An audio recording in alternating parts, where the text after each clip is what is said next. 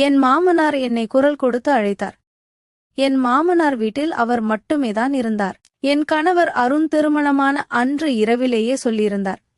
அப்பாவுக்கு கோபம் வரும், எதையும் மறுக்காதே, கோபத்தில் பைத்தியம் போல ஆகிவிடுவார் என்று. 3 நாட்களாக நானும் அதைத்தான் பார்த்து கொண்டிருந்தேன். எப்போது மாமனார் அருணை அழைத்தாலும் அவர் முகம் வெளிரி போகும். பதட்டத்துடன் உடனே அறையிலிருந்து வெளியே ஓடுவார். கணவரின் அந்த நிலையை பார்த்தால் என் இதயத்திலும் மாமனாருக்கு பயம் வந்துவிடும். கோபம் வந்தால் அவர் பேசாமலே இருப்பார். 4வது நாள் காலையில் அருண் என்னிடம் சொன்னார், இன்று வெளியே சுற்றி வரப் போகிறோம்.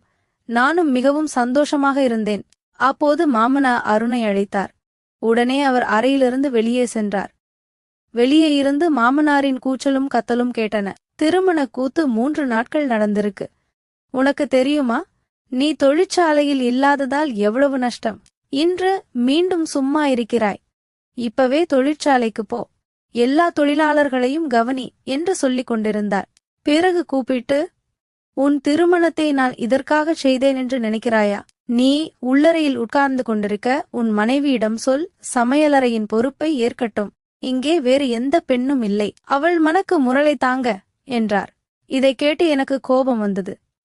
திருமணமாகி 4 நாட்கள் தானே ஆகியிருந்தது. இந்த 3 நாட்களும் நானே காலை உணவு தயாரித்துக் கொடுத்தேன். அதிலும் என் மாமனார் பல குறைகளை சொல்லியிருந்தார்.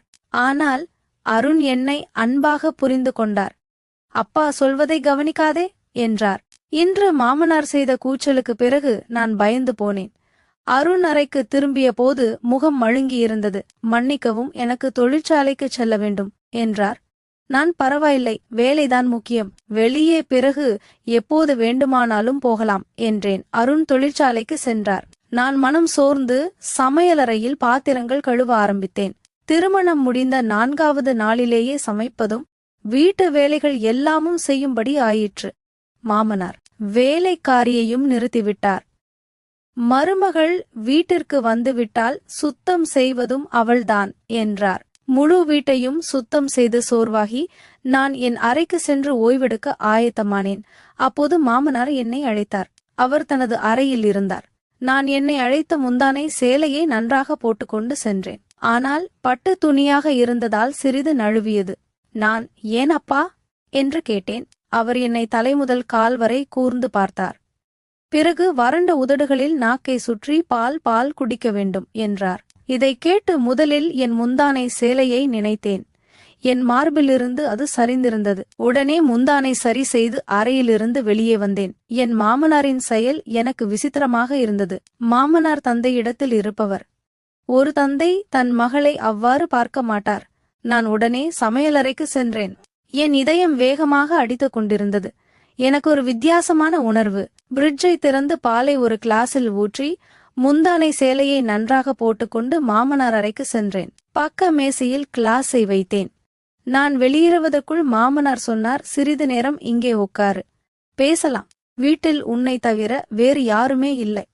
நான் நெடுநாளாக தனியாக இருக்கிறேன், சலிப்பாக இருக்கிறது.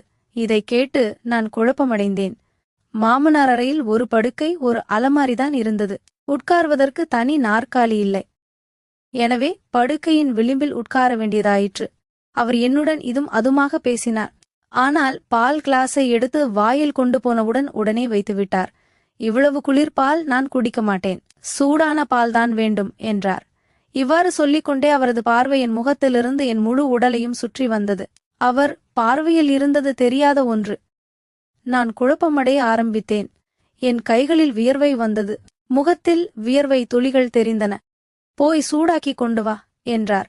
நான் பால் கிளாஸை எடுத்து எழுந்தேன். 3 நாட்களாக என் மாமனார் கோபத்தோடுதான் பேசினார், அருண் வீட்டில் இருந்தபோது.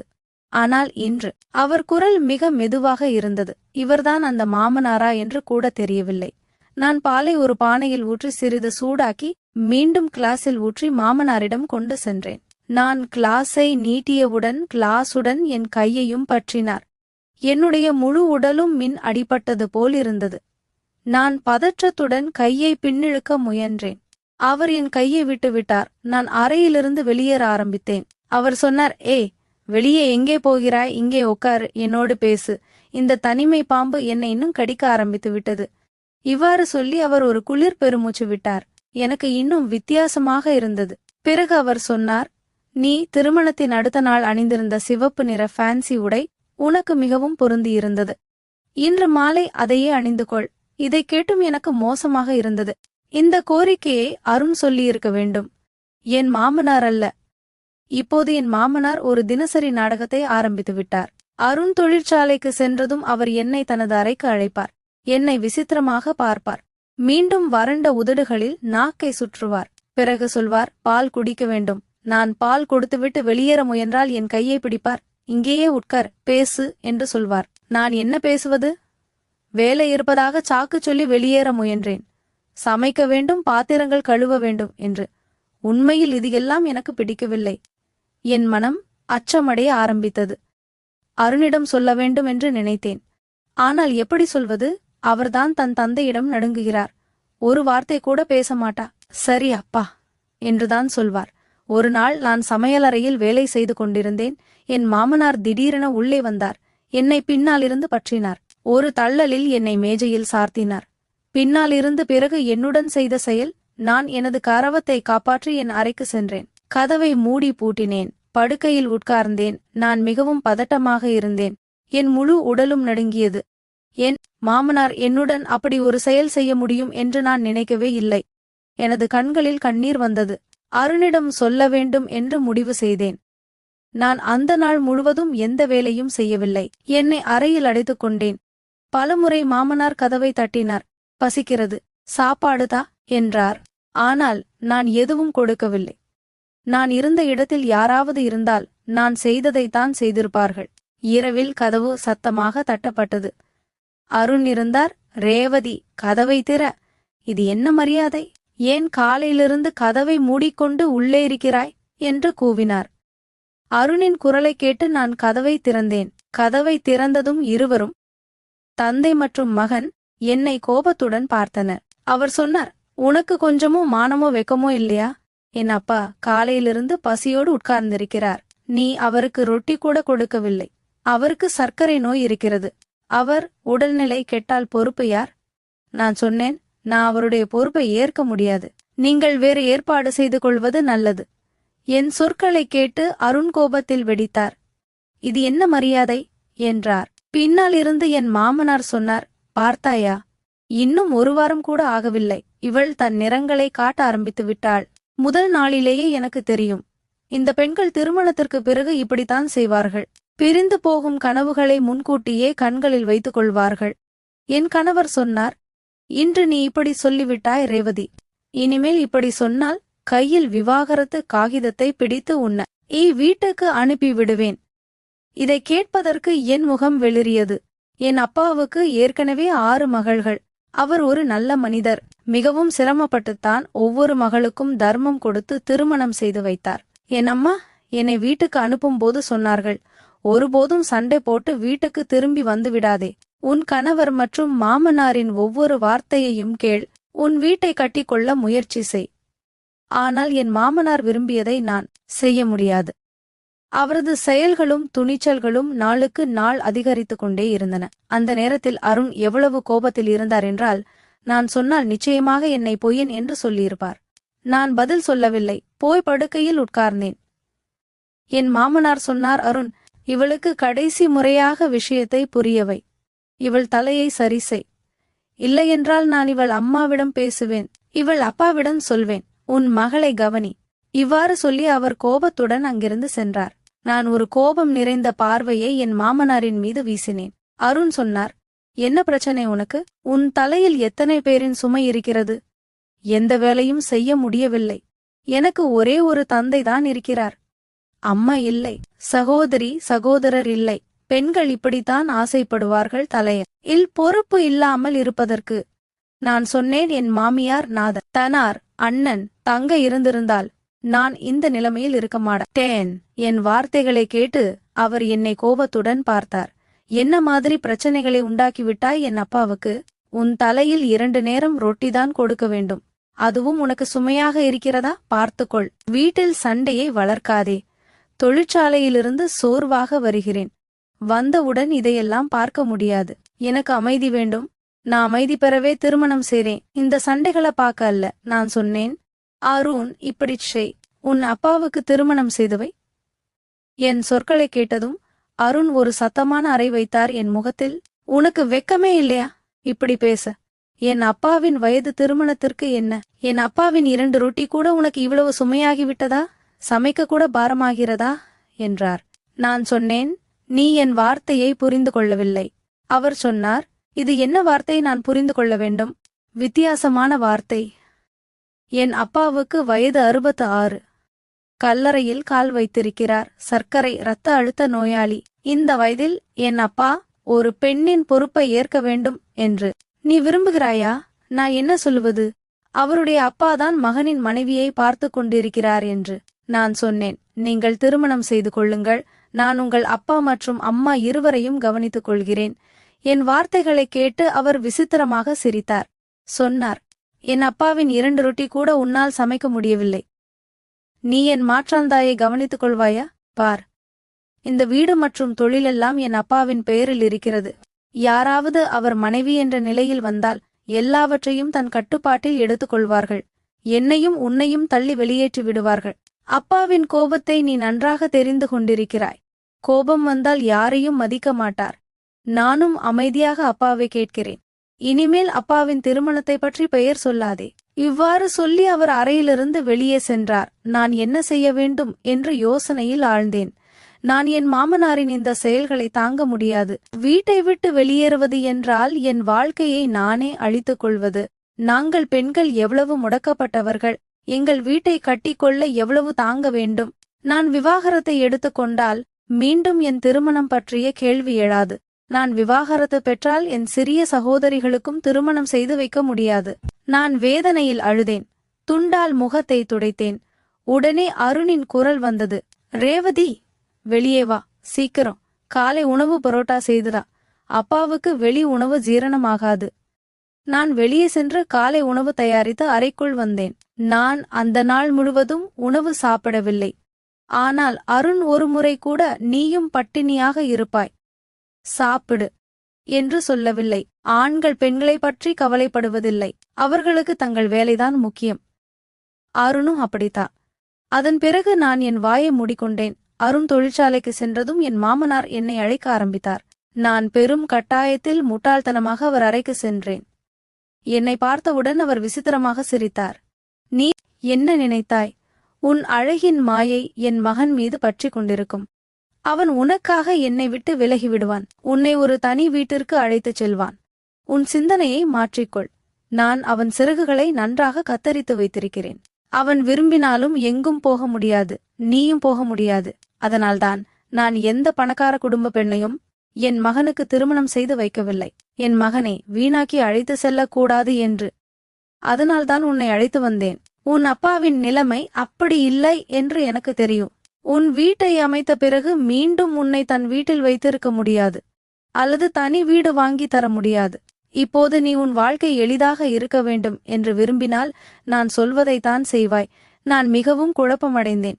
அவர் சொன்னார், போ, எனக்கு சூடான பால் கொண்டு வா. இந்த வார்த்தைகள் என்னுள் தீயை பற்ற வைத்தன. என்னை முடித்துக் கொள்ள வேண்டும் என்று என் மனம் விரும்பியது. இந்த அசிங்கமான மரியாதை இல்லாத வாழ்க்கையை நான் தாங்க முடியவில்லை. நான் இப்போது இதைத்தான் செய்தேன். உணவு தயாரித்து மாமனார் அறைக்கு கொண்டு போய் வைத்துவிட்டு உடனே வெளியே வந்து விடுவேன். அவர் அருகில் உட்கார மாட்டேன், பேச மாட்டேன். பெரும்பாலான நேரத்தை என் அறையில் கழித்தேன். ஒரு நாள் அது எல்லை மீறியது. என் மாமனார் அருணின் மரியாதையை கூட கவனிக்கவில்லை. இரவு உணவு சாப்பிடும்போது நான் மாமனார் கூறியபடி பிரியாணி செய்திருந்தேன். பிரியாணி மிகவும் நன்றாக இருந்தது. உணவு சாப்பிடும்போது அவர் சொன்னார், இன்று மருமகள் என் மனதை மகிழ்வித்து விட்டார். மிகவும் ருசியான உணவு செய்திருக்கிறாள். அருண் இதை கேட்டு சிரித்தார். என்னை பெருமிதமான பார்வையால் பார்த்தார். ஆனால் எனக்கு கொஞ்சமும் சந்தோஷம் இல்லை. பிறகு என் மாமனார் ஜேபியிலிருந்து 4000 ரூபாயை எடுத்து என்னை நோக்கி நீட்டினார். இதை வைத்துக்கொள், உன் பரிசு என்றார். ஆனால் நான் மறுத்தேன். நான் என் கடமையை செய்கிறேன். இது எனக்கு தேவையில்லை என்றேன். என் மறுப்பை கேட்டு அருண் என்னை உற்று பார்த்தார். அப்பா தன் மகிழ்ச்சியுடன் கொடுக்கிறார், மறுக்காதே, வைத்துக்கொள் என்றார். விரும்பாத விருப்பத்துடன் நான் 4000 ரூபாயை வாங்கிக் கொண்டேன். நான் பாத்திரங்களை எடுக்க ஆரம்பித்தேன். நான் எழுந்ததும் என் மாமனாரும் எழுந்தார். என்னை நோக்கி வந்து என்னை தன் கழுத்தில் அணைத்துக் கொண்டார். என் நெற்றியில் முத்தமிட்டார். நான் கல்லறை படிமம் போல் ஆகிவிட்டேன். அவர் சொன்னார், நீ மாறி வரும் நடத்தைக்கு நான் மிகவும் மகிழ்ச்சி அடைகிறேன். இப்படியே இருந்தால் விரைவில் என் இதயத்தில் இடம் பிடித்துக் கொள்வாய். இவ்வாறு சொல்லி அவர் தனது அறைக்குச் சென்றார். நான் அருணை பார்த்தேன். அவர் முகத்தில் எந்த பாதிப்பும் இல்லை. ஆனால் இந்த நிகழ்வு எனக்கு மிகவும் மோசமாக இருந்தது. நான் சொன்னேன், அப்பாவுக்கு இது என்ன மாதிரி? நான் அவருடைய சொந்த மகள் அல்ல. அவர் என்னிடம் தூரம் வைத்து பேச வேண்டும். என்னை தன் மார்பில் அணைக்க என்ன உரிமை இருக்கிறது? கடவுள் கூட ஒரு வயதுக்கு பிறகு தந்தை மகள் தாய்மகன் இடையே தூரம் வைக்க சொல்கிறார். என் வார்த்தைகளைக் கேட்டு அருண் வெடித்தார். நீ இவ்வளவு சிறிய மனம் படைத்தவள் என்று நான் நினைக்கவே இல்லை. என் அப்பா உன்னை தன் மகள் என்று நினைக்கிறார். என்ன நடந்துவிட்டது? அவர் உனக்கு கொஞ்சம் தொட்டு உன் தலையில் அன்பாகச் செய்தார். வித்தியாசமான பெண்ணே, அப்பாவின் இதயத்தில் இடம் பிடிப்பதற்கு பதிலாக நீ ஒவ்வொரு விஷயத்திலும் எதிர்ப்பு தெரிவிக்கிறாய். அவர் மெதுவான குரலில் என்னை உற்று பார்த்து கொண்டிருந்தார். சொன்னார், நன்றி சொல்லு அப்பா. இந்த வார்த்தைகளை கேட்கவில்லை. இல்லையென்றால் பெரிய சிக்கல் வந்திருக்கும். அவர் என் மீது விரலை நீட்டி எச்சரிக்கை விடுத்தார். நான் உனக்கு கடைசி முறையாக விளக்குகிறேன் ரேவதி. அப்பாவிடம் உன் நடத்தையை சரியாக வைத்துக்கொள். நான் அழ ஆரம்பித்தேன். நான் சொன்னேன், அருண், என் பொறுமையின் எல்லை முடிந்துவிட்டது. இப்படிச் செய், எனக்கு விஷம் கொண்டு வந்து தா, அல்லது உன் அப்பாவுக்கு திருமணம் செய்து வை. இவ்வாறு சொல்லி நான் அறைக்குள் சென்றேன். சிறிது நேரம் கழித்து வெளியே கதவு மணி அடிக்கப்பட்டது. பிறகு வெளியே சத்தம் கேட்டது. நான் அறையிலிருந்து வெளியே வந்தேன். எனக்கு ஒரு மைத்துனர் இருப்பது தெரிய வந்தது. அவர் சவுதி அரேபியாவில் கல்வி கற்றுக்கொண்டு சென்றவர். இப்போது திரும்பி வந்திருந்தார். அவரும் தன் மனைவியுடன் வந்திருந்தார். என் மைத்துனர் கமலேஷ் அங்கேயே திருமணம் செய்து கொண்டார்.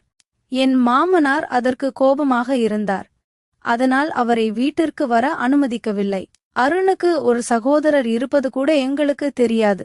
நான் அவர்கள் இருவரையும் கணவன் மனைவி பார்த்து ஆச்சரியமடைந்தேன். என் மாமனார் இன்னும் கோபத்தில் நின்று கொண்டிருந்தார்.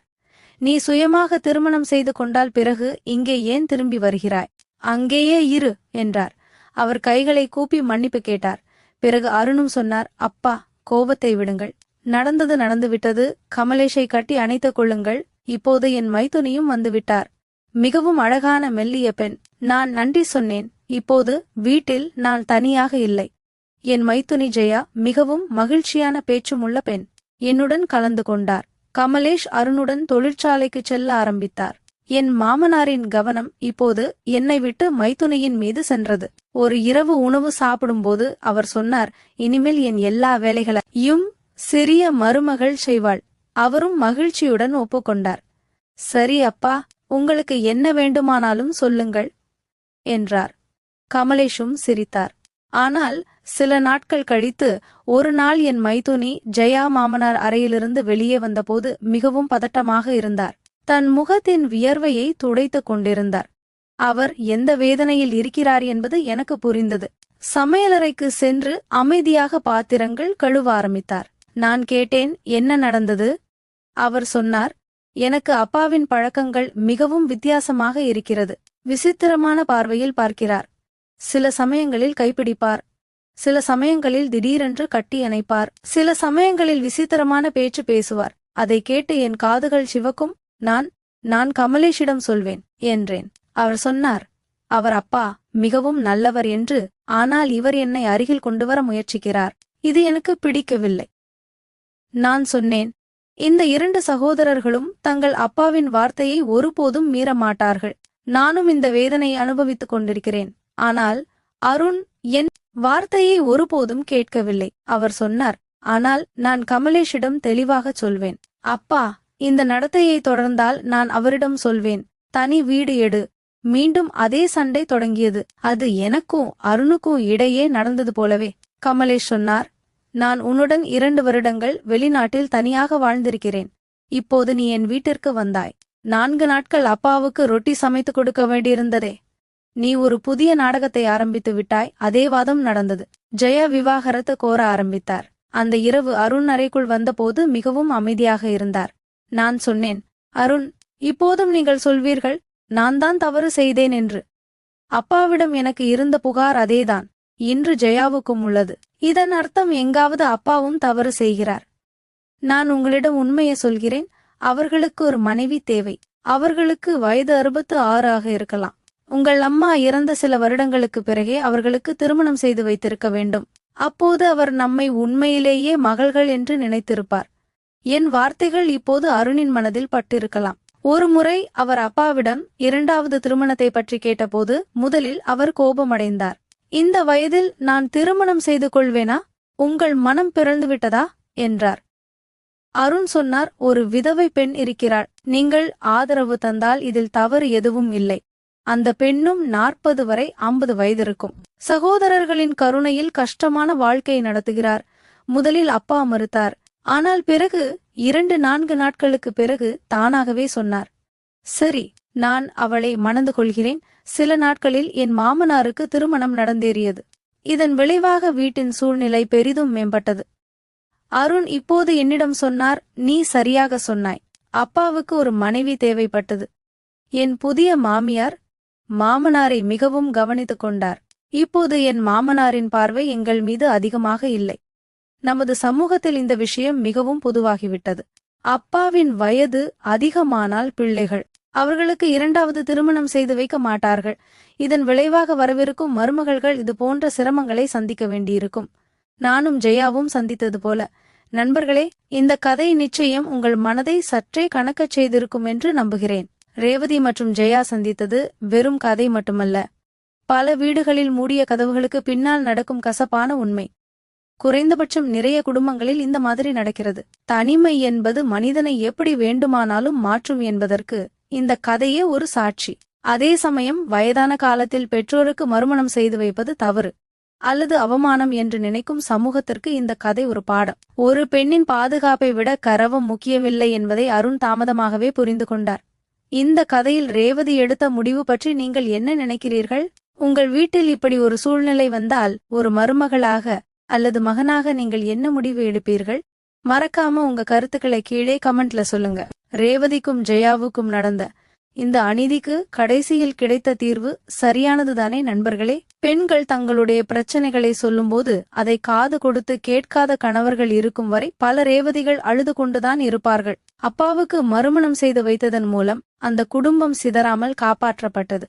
இந்த கதை உங்களுக்குள் ஏற்படுத்திய தாக்கத்தை கமெண்ட்ல சொல்லுங்க. அருண் செய்தது சரியா? அல்லது ஆரம்பத்திலேயே அவர் ரேவதியை நம்பி இருக்க வேண்டுமா? என் மாமனார் என்னை குரல் கொடுத்து அழைத்தார். என் மாமனார் வீட்டில் அவர் மட்டுமேதான் இருந்தார். என் கணவர் அருண் திருமணமான அன்று இரவிலேயே சொல்லியிருந்தார், அப்பாவுக்கு கோபம் வரும், எதையும் மறுக்காதே, கோபத்தில் பைத்தியம் போல ஆகிவிடுவார் என்று. 3 நாட்களாக நானும் அதைத்தான் பார்த்து கொண்டிருந்தேன். எப்போது மாமனார் அருணை அழைத்தாலும் அவர் முகம் வெளிரி போகும். பதட்டத்துடன் உடனே அறையிலிருந்து வெளியே ஓடுவார். கணவரின் அந்த நிலையை பார்த்தால் என் இதயத்திலும் மாமனாருக்கு பயம் வந்துவிடும். கோபம் வந்தால் அவர் பேசாமலே இருப்பார். 4வது நாள் காலையில் அருண் என்னிடம் சொன்னார், இன்று வெளியே சுற்றி வரப் போகிறோம். நானும் மிகவும் சந்தோஷமாக இருந்தேன். அப்போது மாமனார் அருணை அழைத்தார். உடனே அவர் அறையிலிருந்து வெளியே சென்றார். வெளியே இருந்து மாமனாரின் கூச்சலும் கத்தலும் கேட்டன. திருமண கூத்து 3 நாட்கள் நடந்திருக்கு. உனக்கு தெரியுமா, நீ தொழிற்சாலையில் இல்லாததால் எவ்வளவு நஷ்டம். இன்று மீண்டும் சும்மா இருக்கிறாய். இப்பவே தொழிற்சாலைக்கு போ, எல்லா தொழிலாளர்களையும் கவனி என்று சொல்லிக் கொண்டிருந்தார். பிறகு கூப்பிட்டு, உன் திருமணத்தை நான் இதற்காக செய்தேன் என்று நினைக்கிறாயா? நீ உள்ளறையில் உட்கார்ந்து கொண்டிருக்க உன் மனைவியிடம் சொல், சமையலறையின் பொறுப்பை ஏற்கட்டும். இங்கே வேறு எந்த பெண்ணும் இல்லை. அவள் மனக்கு முரளை தாங்க என்றார். இதை கேட்டு எனக்கு கோபம் வந்தது. திருமணமாகி 4 நாட்கள் தானே ஆகியிருந்தது. இந்த 3 நாட்களும் நானே காலை உணவு தயாரித்துக் கொடுத்தேன். அதிலும் என் மாமனார் பல குறைகளை சொல்லியிருந்தார். ஆனால் அருண் என்னை அன்பாக புரிந்து கொண்டார். அப்பா சொல்வதை கவனிக்காதே என்றார். இன்று மாமனார் செய்த கூச்சலுக்கு பிறகு நான் பயந்து போனேன். அருண் அறைக்கு திரும்பிய போது முகம் மழுங்கியிருந்தது. மன்னிக்கவும், எனக்கு தொழிற்சாலைக்கு செல்ல வேண்டும் என்றார். நான் பரவாயில்லை, வேலைதான் முக்கியம், வெளியே பிறகு எப்போது வேண்டுமானாலும் போகலாம் என்றேன். அருண் தொழிற்சாலைக்கு சென்றார். நான் மனம் சோர்ந்து சமையலறையில் பாத்திரங்கள் கழுவ ஆரம்பித்தேன். திருமணம் முடிந்த 4வது நாளிலேயே சமைப்பதும் வீட்டு வேலைகள் எல்லாமும் செய்யும்படி ஆயிற்று. மாமனார் வேலைக்காரியையும் நிறுத்திவிட்டார். மருமகள் வீட்டிற்கு வந்துவிட்டால் சுத்தம் செய்வதும் அவள்தான் என்றார். முழு வீட்டையும் சுத்தம் செய்து சோர்வாகி நான் என் அறைக்கு சென்று ஓய்வெடுக்க ஆயத்தமானேன். அப்போது மாமனார் என்னை அழைத்தார். அவர் தனது அறையில் இருந்தார். நான் என்னை அழைத்த முந்தானை சேலையை நன்றாக போட்டுக்கொண்டு சென்றேன். ஆனால் பட்டு துணியாக இருந்ததால் சிறிது நழுவியது. நான், ஏன் அப்பா என்று கேட்டேன். அவர் என்னை தலைமுதல் கால் வரை கூர்ந்து பார்த்தார். பிறகு வறண்ட உதடுகளில் நாக்கை சுற்றி பால் குடிக்க வேண்டும் என்றார். இதை கேட்டு முதலில் என் முந்தானை சேலையை நினைத்தேன். என் மார்பிலிருந்து அது சரிந்திருந்தது. உடனே முந்தானை சரி செய்து அறையிலிருந்து வெளியே வந்தேன். என் மாமனாரின் செயல் எனக்கு விசித்திரமாக இருந்தது. மாமனார் தந்தையிடத்தில் இருப்பவர். ஒரு தந்தை தன் மகளை அவ்வாறு பார்க்க மாட்டார். நான் உடனே சமையலறைக்கு சென்றேன். என் இதயம் வேகமாக அடித்துக் கொண்டிருந்தது. எனக்கு ஒரு வித்தியாசமான உணர்வு. பிரிட்ஜை திறந்து பாலை ஒரு கிளாஸில் ஊற்றி முந்தானை சேலையை நன்றாக போட்டுக்கொண்டு மாமனார் அறைக்கு சென்றேன். பக்க மேசையில் கிளாஸை வைத்தேன். நான் வெளியேறுவதற்குள் மாமனார் சொன்னார், சிறிது நேரம் இங்கே உட்காரு, பேசலாம். வீட்டில் உன்னை தவிர வேறு யாருமே இல்லை. நான் நெடுநாளாக தனியாக இருக்கிறேன். சலிப்பாக இருக்கிறது. இதை கேட்டு நான் குழப்பமடைந்தேன். மாமனார் அறையில் ஒரு படுக்கை, ஒரு அலமாரிதான் இருந்தது. உட்கார்வதற்கு தனி நாற்காலி இல்லை. எனவே படுக்கையின் விளிம்பில் உட்கார வேண்டியதாயிற்று. அவர் என்னுடன் இதும் அதுமாக பேசினார். ஆனால் பால் கிளாஸை எடுத்து வாயில் கொண்டு போனவுடன் உடனே வைத்துவிட்டார். இவ்வளவு குளிர்பால் நான் குடிக்க மாட்டேன், சூடான பால்தான் வேண்டும் என்றார். இவ்வாறு சொல்லிக்கொண்டே அவரது பார்வை என் முகத்திலிருந்து என் முழு உடலையும் சுற்றி வந்தது. அவர் பார்வையில் இருந்தது தெரியாத ஒன்று. நான் குழப்பமடைய ஆரம்பித்தேன். என் கைகளில் வியர்வை வந்தது. முகத்தில் வியர்வை துளிகள் தெரிந்தன. போய் சூடாக்கி கொண்டு வா என்றார். நான் பால் கிளாஸை எடுத்து எழுந்தேன். 3 நாட்களாக என் மாமனார் கோபத்தோடுதான் பேசினார், அருண் வீட்டில் இருந்தபோது. ஆனால் இன்று அவர் குரல் மிக மெதுவாக இருந்தது. இவர்தான் அந்த மாமனாரா என்று கூட தெரியவில்லை. நான் பாலை ஒரு பானையில் ஊற்றி சிறிது சூடாக்கி மீண்டும் கிளாஸில் ஊற்றி மாமனாரிடம் கொண்டு சென்றேன். நான் கிளாஸை நீட்டியவுடன் கிளாஸுடன் என் கையையும் பற்றினார். என்னுடைய முழு உடலும் மின் அடிபட்டது போலிருந்தது. நான் பதற்றத்துடன் கையை பின்னிழுக்க முயன்றேன். அவர் என் கையை விட்டுவிட்டார். நான் அறையிலிருந்து வெளியேற ஆரம்பித்தேன். அவர் சொன்னார், வெளியே எங்கே போகிறாய்? இங்கே உட்காரு, என்னோடு பேசு. இந்த தனிமை பாம்பு என்னை இன்னும் கடிக்க ஆரம்பித்து விட்டது. இவ்வாறு சொல்லி அவர் ஒரு குளிர் பெருமூச்சு விட்டார். எனக்கு இன்னும் வித்தியாசமாக இருந்தது. பிறகு அவர் சொன்னார், நீ திருமணத்தின் அடுத்த நாள் அணிந்திருந்த சிவப்பு நிற ஃபேன்சி உடை உனக்கு மிகவும் பொருந்தியிருந்தது. இன்று மாலை அதையே அணிந்து கொள்.